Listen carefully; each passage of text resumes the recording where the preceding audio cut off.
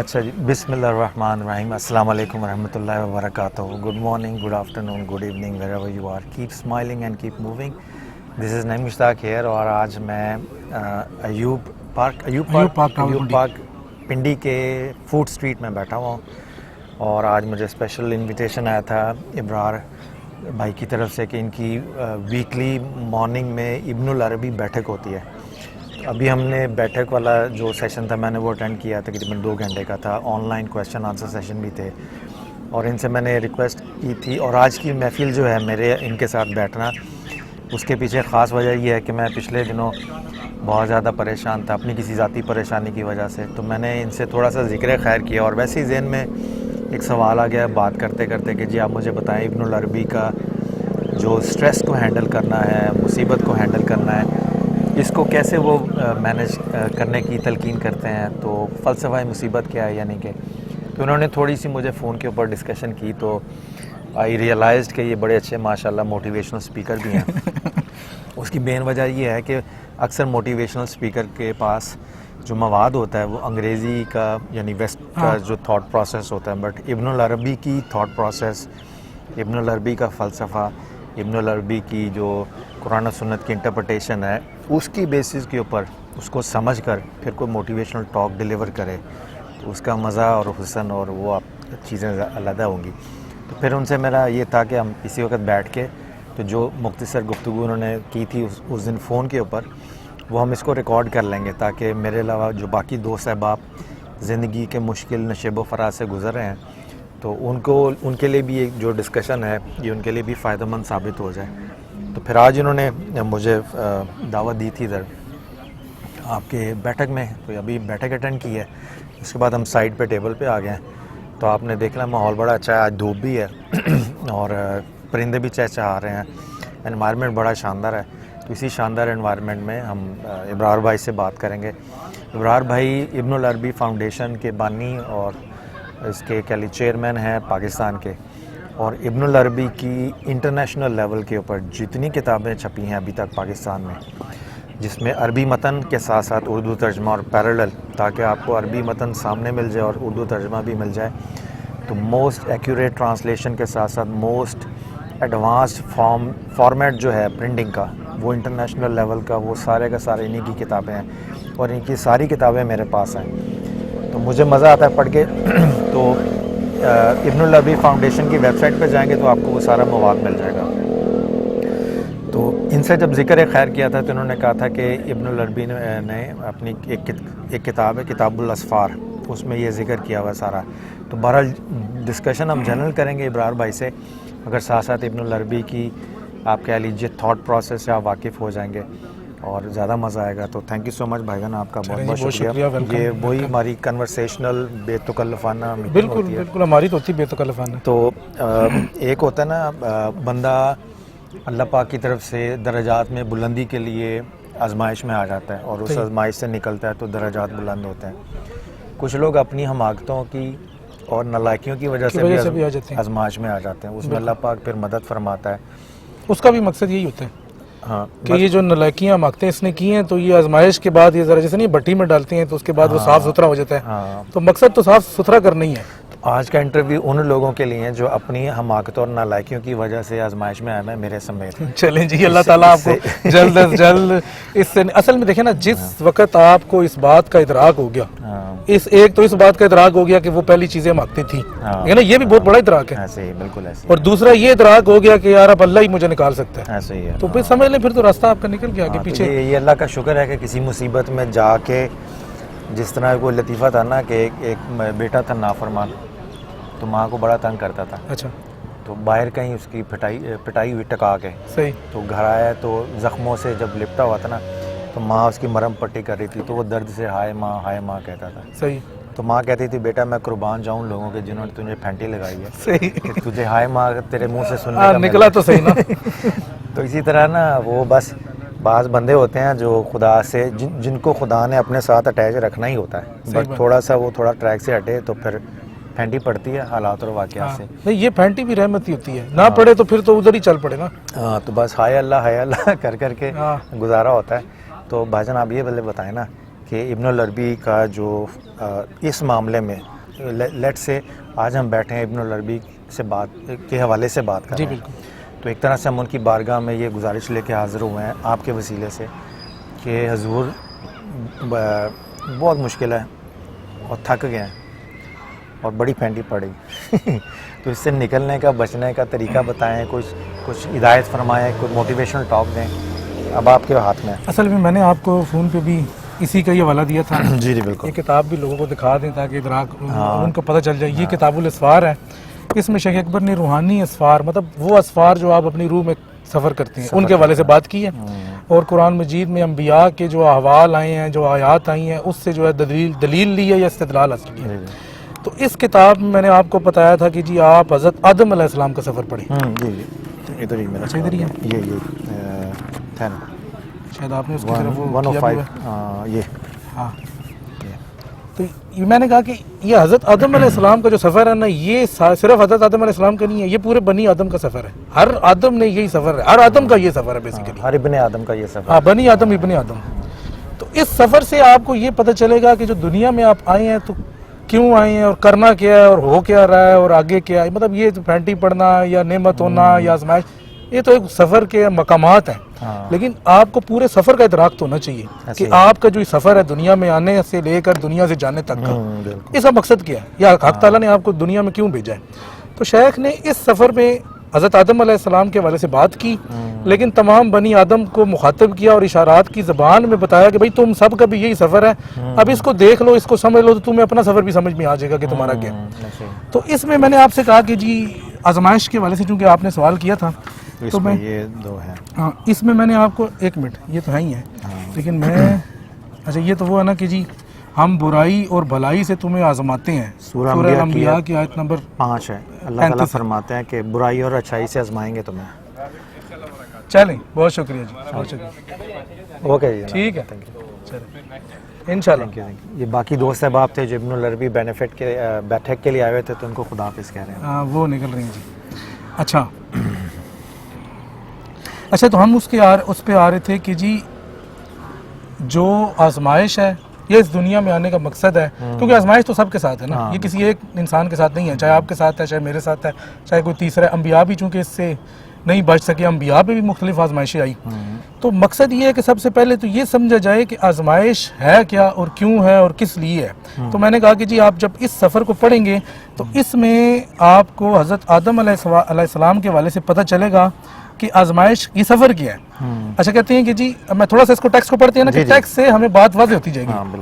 کہتے ہیں کہ ہم اپنی بات کی طرف لوٹتے ہیں اور کہتے ہیں جب آدم اور حوا علیہم السلام سے جو ہونا تھا ہوا اور وہ دونوں زمین پر اتارے گئے، یعنی کہ جو بھی کیا انہوں نے وہ درخت سے کھانا کھا لیا، ابلیس نے ان کو بہکا دیا اور اس کے بعد دونوں جب زمین پہ آئے.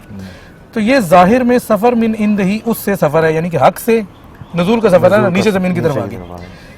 اسی طرح ابلیس کا بھی اسی سے سفر ہے کہ ابلیس بھی نیچے آ گیا. ابلیس نے تو اپنے اس سفر میں بادشاہت اور راحت پائی. اب کہہ رہے ہیں کہ ابلیس کا سفر آدم کے سفر سے مختلف ہے کہ ابلیس جب زمین پہ اترا ہے تو اس کو زمین کی بادشاہت دے دی گئی ہے، مطلب اس کو بادشاہ بنا دیا گیا.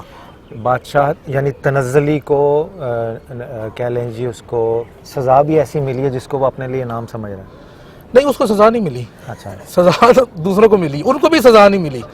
ہم یہ اب آگے دیکھیں گے کیا ہے. لیکن ابلیس کو دیکھیں نا، شیخ کے الفاظ بالکل واضح ہیں. ابلیس نے اپنے سفر میں بادشاہت اور راحت پائی. بادشاہت اور راحت سے کیا مراد ہے کہ یہ جس کو آپ دنیا کہہ رہی ہیں نا، اس کا جو تمام نظام ہے یہ اللہ نے اس کے ہاتھ میں دے دیا ہے، ابلیس کے ہاتھ میں، کہ اب تو چلا اور میرے بندوں کو بہکا. مطلب مین مقصد تو یہی ہے نا، میرے بندوں کو بہکا اور جتنے ان سے آزما سکتا ہے آزما، اور جو میرے نیک بندے ہوں گے وہ تیرے جال میں نہیں آئیں گے، یعنی کہ ان پر تیرا کوئی زور نہیں چلے گا.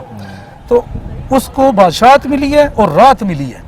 اچھا ٹھیک ہے نا، بادشاہ کے پاس تو راحت ہوتی ہے، وہ تو بیچارہ فقیر ہوتا ہے کہ جو پریشان ہی رہتا ہے، جو اسے دائمی بدبختی کی طرف لوٹائے گی. اب یہ جملہ بڑا ایک اس میں ہے، دنیا کی بادشاہت ہے لیکن دائمی طور پر بدبخت ہے.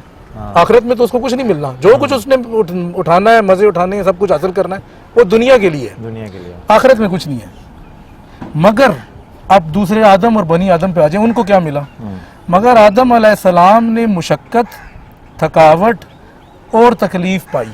اچھا، اب یہ دیکھیں نا، یہاں سے آپ کو پتہ چل رہا ہے کہ ہر بندہ جو اس دنیا میں آ رہا ہے وہ اس کو کیا مل رہا ہے.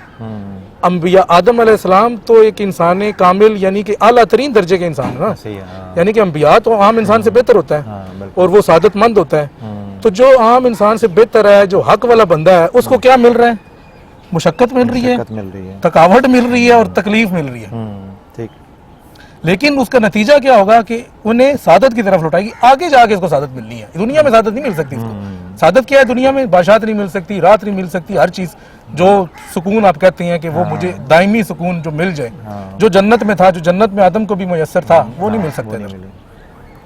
ان کے اس سفر کی بلندی کا ایک پہلو یہ بھی ہے کہ آپ علیہ السلام نے اپنے نفس کی شہوت سے اپنی عبودیت کی معرفت کا سفر کیا. اچھا, یہ اب اس کے پچھلی جانب شیخ نے اشارہ کیا کہ جب وہ جنت میں تھے اور پھر انہوں نے وہ دانا کھایا اور وہ مقام شہوت تھا اور وہ ساری چیزیں ہیں. کہتے ہیں کہ وہ تو اس جگہ پہ تھے کیونکہ جنت شہوت کا گھر ہے شیخ اکبر کے نزدیک. اب یہ اس میں بھی ایک بڑا عجیب سا ایک راز ہے کہ آپ دیکھیں قرآن مجید میں جنت کی جتنی نعمتوں کا ذکر آیا ہے وہ کہیں نہ کہیں جہاں سے شہوت سے مل جاتی ہیں. مطلب اچھے سے اچھا کھانا, اچھے سے اچھا لباس, حوریں, غلمان, گھر, نعمتیں, مطلب جس چیز کا بھی خیال آئے. شہوت سے مراد صرف ایک قسم کی شہوت نہیں ہے جس کو ہم جنسی شہوت کہیں. شہوت سے مراد کھانے کی لذت بھی تو ایک شہوت ہی ہے نا.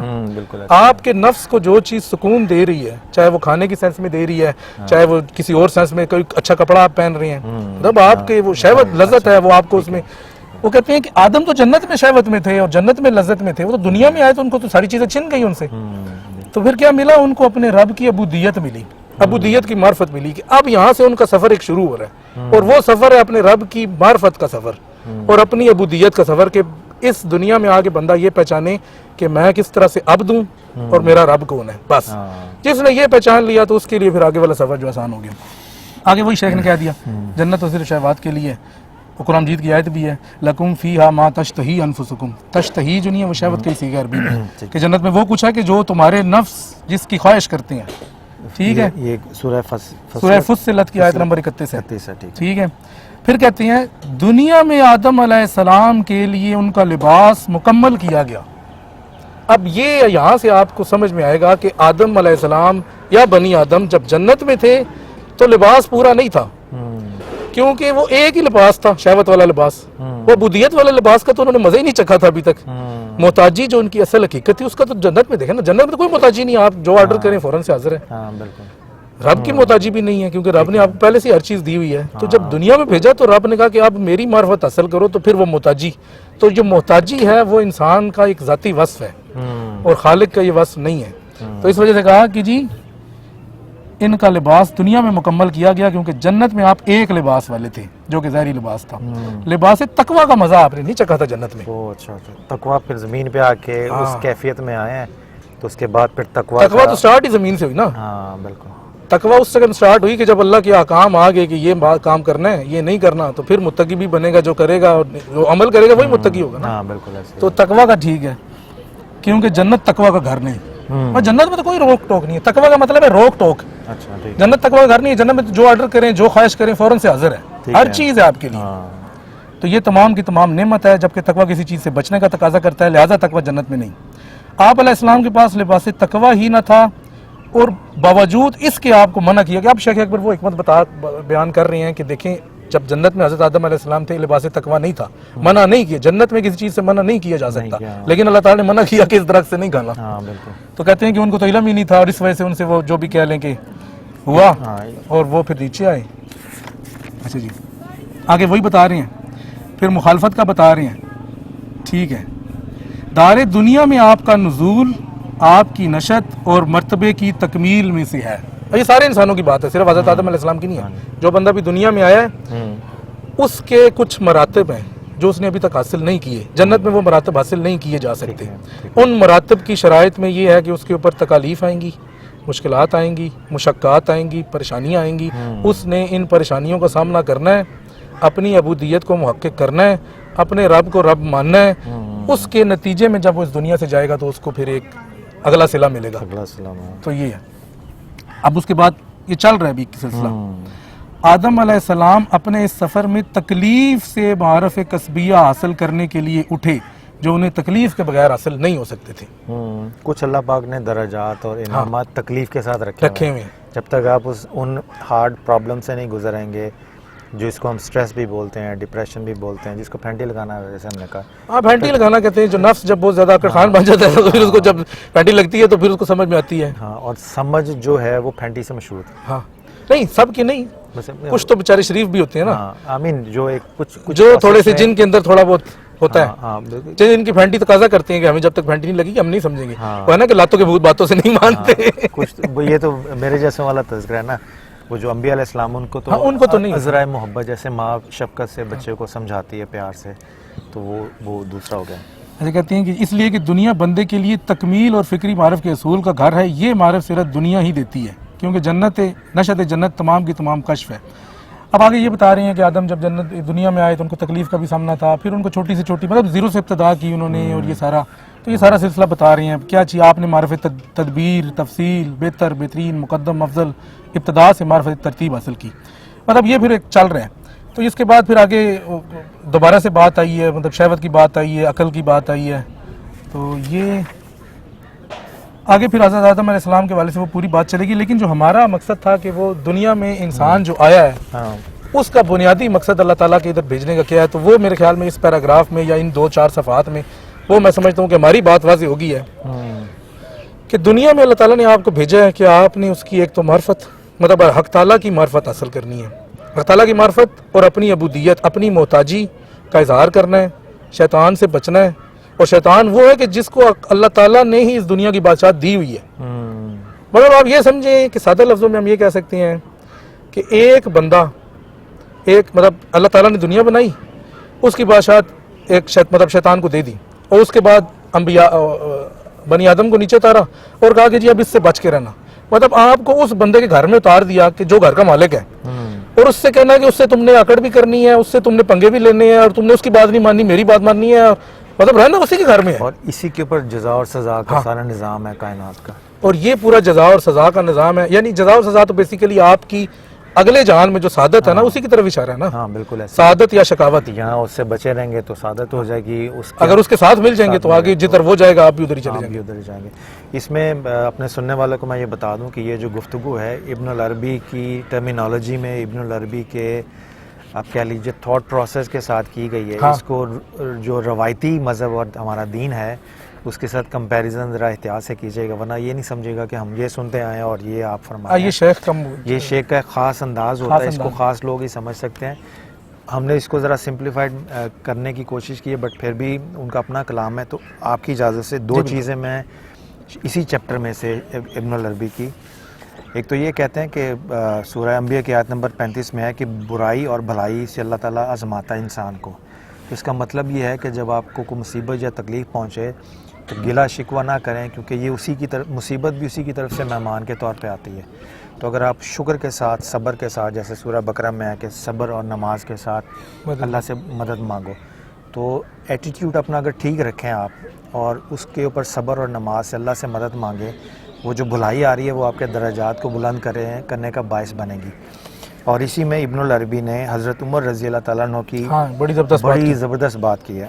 وہ کہتے ہیں کہ اللہ تعالیٰ نے مجھے، یعنی حضرت عمر فاروق کے اوپر جب کوئی مصیبت یا پریشانی نازل ہوتی تھی تو وہ سچویشن کو اینالائز کیسے کرتے تھے، وہ بڑی شاندار ہے. کہتے ہیں کہ یہ صفحہ نمبر 107 پہ ہے اس کتاب کے، کہ حضرت عمر رضی اللہ تعالیٰ عنہ اسی بارے میں کہا کرتے تھے، اللہ نے مجھے جو مصیبت بھی دی میں نے دیکھا کہ اس میں اللہ تعالیٰ کی مجھ پر 3 نعمتیں ہیں. ایک یہ کہ میرے دینی معاملات میں سے نہیں تھی، یعنی کوئی ایسی مصیبت نہیں تھی جس سے میرا عقیدہ خراب ہو جائے یا عقیدہ روز قیامت مجھے اس میں شرمندگی ہو، تو عقیدہ میرا محفوظ رہتا تھا. دوسرا یہ تھی کہ اس سے بڑی مصیبت نہیں تھی، یعنی کہ چھوٹی تھی، اس سے بڑی بھی دے سکتا تھا. ہاں دے سکتا تھا. جو بھی مصیبت آئی یہ ازیوم کر لیا کہ اللہ پاک نے یہ چھوٹی مصیبت کے صدقے بڑی مصیبت سے محفوظ کر دیا. اور تیسرا یہ تھا کہ اس کی وجہ سے میرے اجر میں جو اضافہ اور گناہوں میں کمی تھی، بس آپ کی آزمائش کے معاملات میں آپ کی حضوری اور حسن نظر کو دیکھ، یعنی کہ وہ جو مصیبت آتی تھی وہ آپ کے گناہوں کو کم کرنے کے لیے، آپ کو بہتر مائنڈ سیٹ دینے کے لیے اور آپ کو آپ کے درجات میں بلندی کے لیے. تو حضرت عمر فاروق ان 3 ایریاز میں تھاٹ پروسیس رکھتے تھے. تو مصیبت آتی بھی تھی تو وہ حالت شکر میں بدل جاتی تھی. تو اسی طرح سے حضور صلی اللہ علیہ وسلم کا بھی ہے. تو بہرحال یہ جو بک ہے کتاب الاسفار یعنی روحانی سفر جو ہیں اس کے مختلف سٹیجز، یہ بھی ابن العربی فاؤنڈیشن سے چھپی ہوئی اور یہ آپ کو وہاں سے مل جائے گی.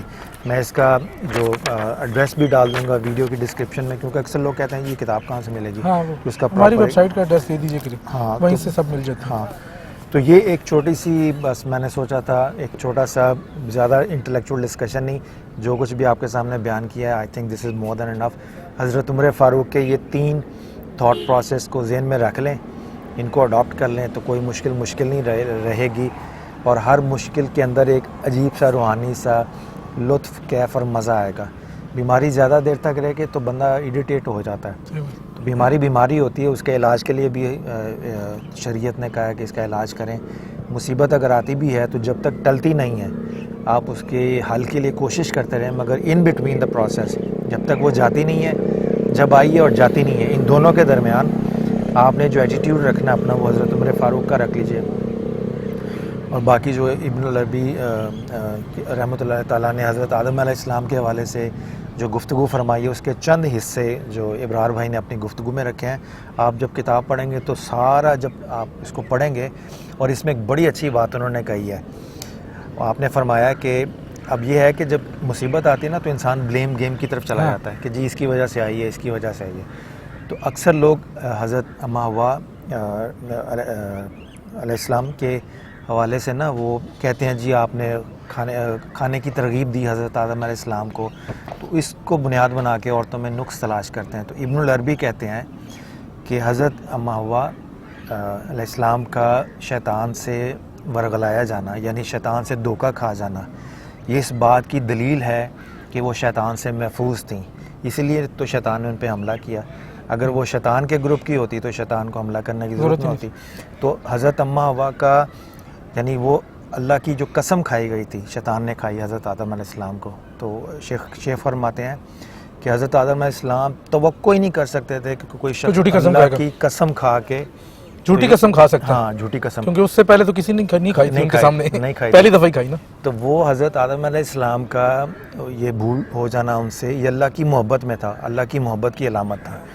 تو اس سارے معاملے بڑی شاندار ڈسکشن ہے. اگر آپ اس کو پڑھیں تو حضرت آدم علیہ السلام کا یہ جو کہہ لیجئے بھول ہو گئی جس کو اللہ پاک نے معاف فرما دیا، اس کی بیسس کے اوپر ہم جب اپنے اوپر حضرت آدم علیہ السلام کی بھول کو اپنے اوپر لگا کے تو اپنی بھول کو بھی جائز قرار کرنے کی کوشش کرتے ہیں، یہ بھی ناجائز بات ہے.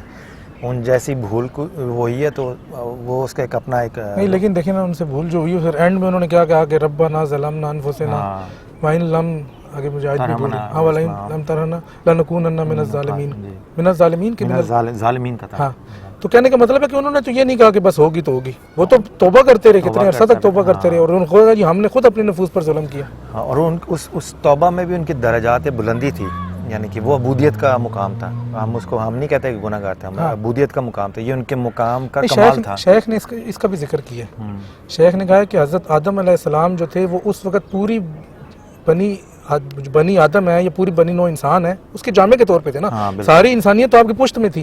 تو کہتی ہیں یہ جو غلطی ہوئی ہے یہ ان جو سرکش جو لوگ اندر ہی تھے، وہ بھی اندر ہی تھے، ان کی وجہ سے یہ ہوئی ہے. ان حضرت آدم علیہ السلام کا اس میں کوئی قصور نہیں ہے، چونکہ یہ سارا دنیا بھی بننی تھی اور یہ معاملہ ہونا تھا، تو وہ پشت میں تھے تو انہوں نے یہ حرکت کی اور اس کی وجہ سے یہ ہوا. یہ بھی ایک روحانی چیز ہے، بہت سارے عام دین کی روٹین کی دین کی کتابوں میں نہیں پڑھتے ہوں گے. آپ ابن العربی کو براہ راست عبارت کو پڑھیں. ہماری گفتگو سے اگر کوئی کنفیوژن پیدا ہوتی ہے تو آپ براہ راست کتاب کو پڑھیں، وہ دور ہو جائے گی. ہو سکتا ہے ہمارے بیان کرنے میں اونچ نیچ ہو جائے، تو ہم یہ نہیں کہتے کہ ہم جو بات کر رہے ہیں ہم اپنی انڈرسٹینڈنگ جو ہے ابن العربی کی وہ آپ کے سامنے رکھ رہے ہیں، بٹ براہ راست بھی آپ کتاب کو پڑھیں. تو تھینک یو سو مچ بھائی جان، آپ کا بہت بہت شکریہ. بہت شکریہ. تو آج بڑا اچھا موسم ہے، بڑا اچھا کلپ بن گیا اور میری موٹیویشن ہو گئی ہے، اور آئی ایم شیور کہ آپ کی سن کے بھی موٹیویشن ہو جائے گی. تو کبھی مصیبت آئے تو سیدھی سی بات ساری چیزیں بھول جائیں، حضرت عمر فاروق کے 3 پروسیس یاد رکھیں. مصیبت آتی ہے تو بس وہ یاد رکھیں تو اس میں ہی خیر ہی خیر ہو جائے گی. حضرت عمر کی جو 3 پروسیس ہیں نا، اگر اس میں بھی غور کیا جائے نا تو تینوں میں چیز اللہ کی طرف ہی جاتی ہے. ہاں دھیان اللہ کی طرف، دھیان اللہ کی طرف ہی ہے. وہ پہلا انہوں نے کیا کہا کہ یہ مصیبت آئی، کھولے نا ذرا، تو اس سے بڑی نہیں آئی. ایک تو یہ کہا کہ اللہ نے مجھے یہ دی اور اس سے بڑی نہیں دی, وہ بھی اللہ کی طرف. اور دوسرا کیا کہا؟ پہلے یہ آیا کہ جو مصیبت بھی آئے نا میرے دینی معاملات میں, پہلا یہ ہے کہ اللہ کا شکر ہے انہوں نے دیکھا یہ پرابلم جو آئی ہے مجھ پہ, اس سے میرا عقیدہ محفوظ ہے. ہاں میں دین میرا محفوظ ہے. دنیاوی معاملات میں چلو اگر آ بھی گئی ہے, یعنی کہ اللہ کی طرف دین کی طرف دھیان تو شروع میں پہلی میں بھی. دوسری میں دوسرا یہ تھا کہ اس سے بڑی کوئی مصیبت نہیں آئی, اس میں بھی اللہ کی طرف ہی دھیان ہے, کیونکہ جب اوپر آیت میں کہہ دیا کہ اللہ ہی تمہیں آزماتا ہے بھلائی سے اور برائی سے, تو انہوں نے کہا کہ شکر ہے اللہ تعالیٰ نے چھوٹی مصیبت سے یہ بڑی سے نجات دلا دی. اور تیسرا یہ تھا کہ اس سے میرے اجر میں اضافہ اور گناہوں میں کمی. اب یہ بھی اللہ کی طرف ہی ہے, کیونکہ گناہ جو ہے وہ بھی اللہ تعالیٰ نے معاف کرنے اور اجر جو ہے اضافہ وہ بھی. تو تینوں میں دیکھیں دھیان اللہ کی طرف ہی ہے, ادھر سے نہیں نکلا. دیکھیں حضور صلی اللہ علیہ وسلم کی شریعت جو ہے, شریعت پاک ہے صلی اللہ علیہ وسلم, کتنی شاندار ہے کہ آپ کو بخار بھی ہو جائے نا, جو کہ مصیبت کی ایک شکل ہے, اس میں بھی گناہ کم ہوتے رہتے ہیں. بالکل, کوئی چوٹ لگ جائے تو اس کے بھی گناہ کم ہو جاتے ہیں آپ کے. تو ہر پہلو پہ اللہ پاک نے آپ کے گناہ کم کرتے ہیں, کرنے کے جو پورا دھیان اللہ کا ذرائع بنائے ہوئے. ہاں اللہ پاک نے کہا کہ جب تک یہ بندہ زندہ اس کے گناہوں میں کمی ہوتی جائے. شیطان کا کام ہے اس کے نکالتے جاؤ. ہاں شیطان کا کام ہے اس کے گناہوں میں زیادتی ہوتی جائے, زیادتی ہوتی جائے. اور اللہ پاک نے دیکھے شیطان کو کتنا ٹف کمپٹیشن دیا ہے کہ شریعت محمدیہ وہ دی ہے جس میں ہر پہلو پہ جیسے شیطان بیٹھا ہوتا ہے نا, ہر پہلو پہ فرشتے بیٹھے ہوئے ہیں اور وہ اعمال رکھے ہوئے ہیں جس سے گناہوں میں کمی ہوتی ہے. تو یہ بعض کا یہ تسلی جو ہے نا دل کو ڈھارس, کہ جس اللہ پاک نے مصیبت بھیجی ہے اس نے اکیلا نہیں چھوڑا, بھیجی ہے تو ساتھ میں اس کے نمائندے بھی ہیں, خود بھی موجود ہے, اور شارک سے زیادہ قریب ہے, تو پھر اور کیا چاہیے. تو بہرحال اللہ پاک آپ کو بھی سلامت رکھے, آپ کی بھی مصیبتیں پریشانیاں دور کرے, سب کی کرے. اور پھر انشاءاللہ اگلے کسی ایپیسوڈ میں حاضر ہوں گے. اجازت دیجیے, اللہ حافظ.